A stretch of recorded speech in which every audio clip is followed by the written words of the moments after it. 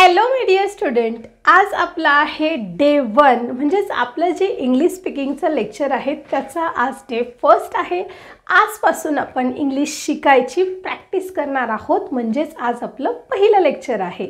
तर आज मी एकदम बेसिकपासून म्हणजे स्टार्टिंगपासून तुम्हाला इंग्लिश कसं बोलायचं हे शिकवणार आहे.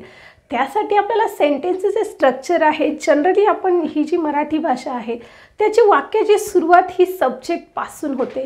जसं की वाक्य आहे, मी शिक्षिका आहे, तो विद्यार्थी आहे, ती माझी मैत्रीण आहे. हे जे वाक्य आहे त्याच्यामध्ये मी, तो, ती हे काय आहे वाक्यामध्ये कर्ते आहेत. म्हणजे आपण एकदम स्टार्टिंगपासून शिकणार आहोत की वाक्याची सुरुवात कुठून होते आणि त्याला आपण इंग्लिशमध्ये काय म्हणतो. तर मराठीमध्ये वाक्याची जी सुरुवात होते ती कर्त्याने होते आणि त्यालाच इंग्लिशमध्ये म्हणतात सब्जेक्ट. तर हे सब्जेक्ट कोणकोणते आहेत तेच आपण आज ह्या लेक्चरमध्ये शिकणार आहोत.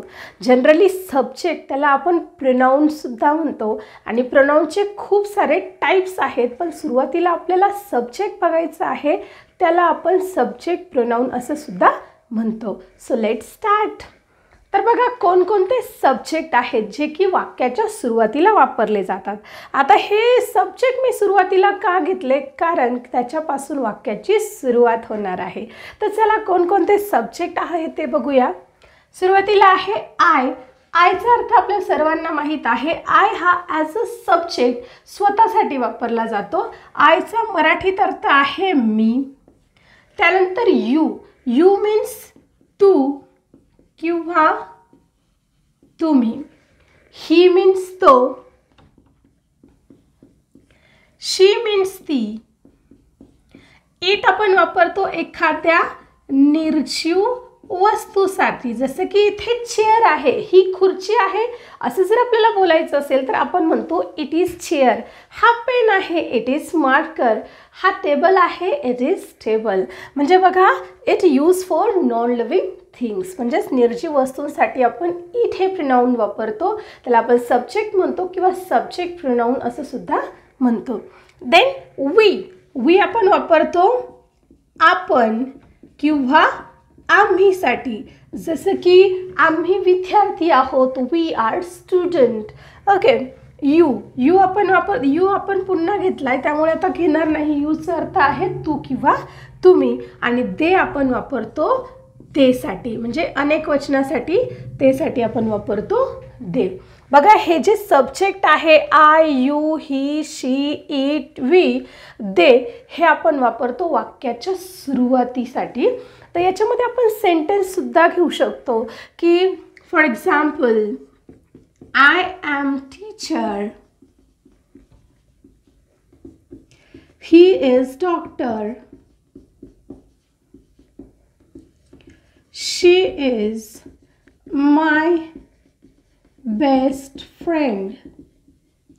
बघा आता हे साधे साधे वाक्य आहेत ज्याच्यापासून इंग्लिश सेंटेन्सेस बनले आहेत. मग आता ह्या सेंटेन्सचीच सुरुवात आहे. हे पुढे तर आपण घेणार आहे की सेंटेन्स कसं स्टार्ट होतं आणि पुढे सेंटेन्समध्ये काय असणार आहे, पण बेसिकली जर आपल्याला शिकायचं असेल तर आपल्याला सुरुवात करायची आहे ती कर्त्यापासून, ज्याला की इंग्लिशमध्ये म्हणतात सब्जेक्ट. तर इथे मी बघा मी टीचर आहे, माझ्या स्वतःसाठी मी वापरला आय ॲम टीचर. तो डॉक्टर आहे, he is doctor, he is also subject, she is my best friend. So आपण काही एक्झाम्पल घेतले की ज्याच्यामध्ये आपण सब्जेक्टचा वापर केला आणि आता आपण बघूया की याच्यामध्ये बघा आयच्या नंतर आपण वापरतो, म्हणजे आय हा सब्जेक्ट असेल, मी, माय, माइन हे प्रोनाऊन्स आहे. मग आता हे प्रोनाऊन्समध्ये त्याचे टाईप्स असतात. जसं की आपण आय ॲज अ सब्जेक्ट वापरला आहे, पण आय हा आपण ॲज अ प्रोनाऊनसुद्धा वापरतो. म्हणून आता याला आपण इथे काय म्हणणार आहे, सब्जेक्ट प्रोनाऊन. मग आपण प्रोनाऊनचे टाईप्ससुद्धा बघणार आहोत. आता लगेच तुम्ही म्हणाल की आज तर डे 1 आहे आणि याच्यामध्ये लगेच प्रोनाऊन कुठून आला. तर जर वाक्याची सुरुवातीपासून आपल्याला शिकायचं असेल तर आपण जर सब्जेक्ट घेतला आहे तर ऑब्जेक्टिव्ह प्रोनाऊनसुद्धा आपल्याला घ्यावे लागणार आहे. म्हणजे पुढचे सगळे प्रकार आपण इथे कंडक्ट करणार आहोत. आणि लक्षात घ्या हे ॲज अ ग्रामर आपल्याला शिकायचं नाही आहे, तर बेसिकपासून जर तुम्हाला माहिती पाहिजे की आयला काय म्हणतात, मीला काय काय म्हणतात, मायला काय म्हणतात, माईनला काय म्हणतात. मग हे जे सगळ्या बेसिक गोष्टी जर तुम्हाला शिकायच्या असेल तर सुरुवातीला हे प्रोनाऊन्सचं टॉपिक करते म्हणून आपण इथे वापरला, सब्जेक्ट म्हणून आपण हे सगळे इंट्रोड्यूस केलेले आहेत. पण ग्रॅमॅटिकली जर याचा विचार केला तर ग्रॅमॅटिकली याला म्हणतात सब्जेक्ट प्रोनाऊन. मग आता हे थोडंसं डेफिनेशनच्या माध्यमातून समजून घेऊया की सब्जेक्ट प्रोनाऊन काय आहे. सब्जेक्ट प्रोनाऊन आहे बघा, a subject pronoun act as a subject in the sentence. बघा सब्जेक्ट प्रोनाऊन म्हणजे हे सर्व हे ज्या सेंटेन्समध्ये कर्ता म्हणून कार्य करतात. म्हणजेच त्याला थोडक्यात जो कर्ता असतो त्याला सब्जेक्ट प्रोनाऊन म्हणतात.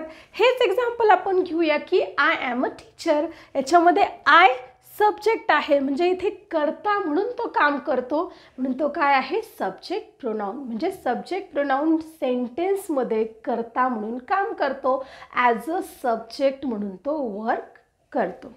Next is he is doctor. इथे सुद्धा ही हा सब्जेक्ट प्रोनाऊन आहे, शी इज अल्सो सब्जेक्ट प्रोनाऊन. म्हणजे थोडंसं ग्रॅमॅटिकल भाषेत शिकायचं झालं तर आपण याला सब्जेक्ट प्रोनाऊन म्हणतो, अदरवाईज आपण त्याला सब्जेक्ट म्हणून सुद्धा बोलू शकतो. म्हणजे इन शॉर्ट आता इथे ग्रामरचा पार्ट थोडा बाजूला ठेवा. जर तुम्हाला इंग्लिश बोलायचं आहे, वाक्य तयार करायचे आहे आणि वाक्य बोलायचे आहे, त्याच्यासाठी कशाला काय म्हणतात हे समजून घेणं गरजेचं आहे. स्वतःसाठी आपण सब्जेक्ट वापरतो आय, त्यानंतर एखादा तू किंवा तुम्ही. मग तू आपण म्हणजे सिंग्युलर असेल तरीही यूज वापरतो आणि प्लुरल असेल तरीही यूज वापरतो. ओके, तू किंवा तुम्हीसाठी आपण यू हा सब्जेक्ट वापरतो. त्यानंतर ही म्हणजे तो, मेलसाठी आपण ही हा सब्जेक्ट वापरतो किंवा सब्जेक्ट प्रोनाऊन वापरतो. आणि जर जर फिमेल असेल तर फिमेलसाठी वापरतो शी. इट आपण वापरतो निर्जीव वस्तूंसाठी. त्याचप्रमाणे वी मीन्स आपण किंवा आम्ही, आणि दे मीन्स ते. म्हणजे एकापेक्षा जास्त पर्सन असतील तर आपण तिथे काय वापरतो, दे हे सब्जेक्ट प्रोनाऊन वापरतो. चला तर आपण बघूया ऑब्जेक्ट प्रोनाऊन की जे की वाक्याच्या शेवटी वापरतात किंवा ॲज अ सब्जेक्ट चला बघूया सब्जेक्ट प्रोनाऊन. सब्जेक्ट प्रोनाऊन नंतर आपण बघणार आहोत ऑब्जेक्ट प्रोनाऊन. मग बघा आता याची डेफिनेशन आपण बघूया की ऑब्जेक्ट प्रोनाऊन म्हणजे नक्की काय. आता जर स्ट्रक्चर वाईज घेतलं तर वाक्याची सुरुवात ही सब्जेक्टने होते. त्यानंतर एकतर आपण वापरतो वाक्याची सुरुवात ही सब्जेक्टने होते, एकतर त्यानंतर आपण व्हर्ब वापरतो किंवा हेल्पिंग व्हर्ब वापरतो आणि वाक्याच्या शेवटी जे येतं तो असतो ऑब्जेक्ट. मग आता बघा इथे जर डेफिनेशन वाईज केलं की अ object pronoun used as a object in the sentence.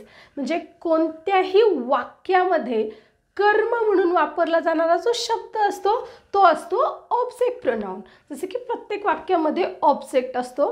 तर आता बघा इथे ऑब्जेक्ट प्रोनाऊन कोणकोणते आहेत. जसे की आय म्हणजे मी आणि मी म्हणजे मला. आयचीच द्वितीय आहे पण त्याला आपण काय म्हणू शकतो, ऑब्जेक्ट प्रोनाऊन. मीचा अर्थ काय होतो, मला. जसं की मला पाणी दे, गिव मी वॉटर.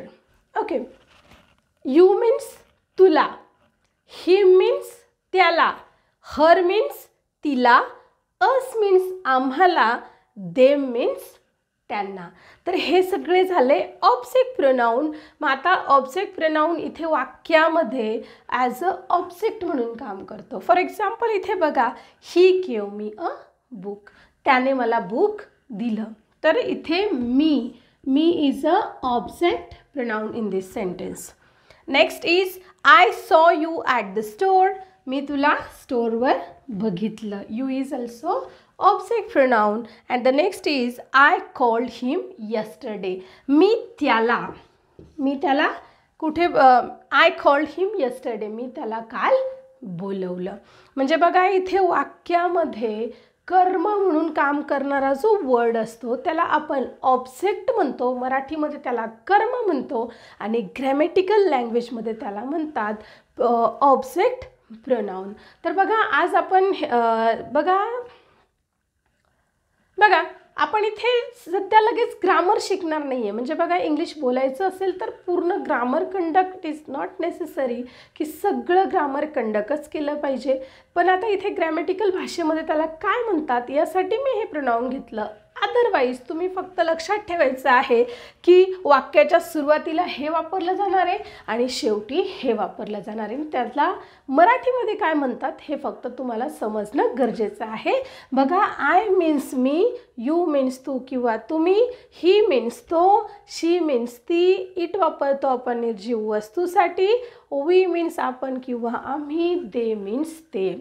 ऑब्जेक्टमध्ये बघा, मी म्हणजे मला, यू मीन्स तुला, ही मीन्स त्याला, हर मीन्स तिला, अस मीन्स आम्हाला आणि दे मीन्स त्यांना. तुम्हाला फक्त हे जे शब्द आहेत ते लक्षात ठेवायचे आहे. हे लक्षात ठेवलं तर तुम्हाला वाक्य बनवणं सोपं जाईल. त्याचबरोबर इंग्लिश बोलण्यासाठी सुद्धा तुम्हाला त्याची हेल्प होणार आहे. तर चला पटपट कमेंट करून सांगा की आजचा व्हिडिओ तुम्हाला कसा वाटला. हा एकदम स्टार्टिंगचा व्हिडिओ आहे, जसं की आपल्याला बेसिकपासून इंग्लिश शिकायचं आहे, तर म्हणूनच मी एकदम सुरुवातीचा टॉपिक इथे कंडक्ट केलेला आहे. चला, व्हिडिओ आवडला असेल तर पटकन लाईक करा आणि तुम्हाला जर ही जर्नी माझ्यासोबत कंटिन्यू करायची असेल तर चॅनलला सबस्क्राईब करा. भेट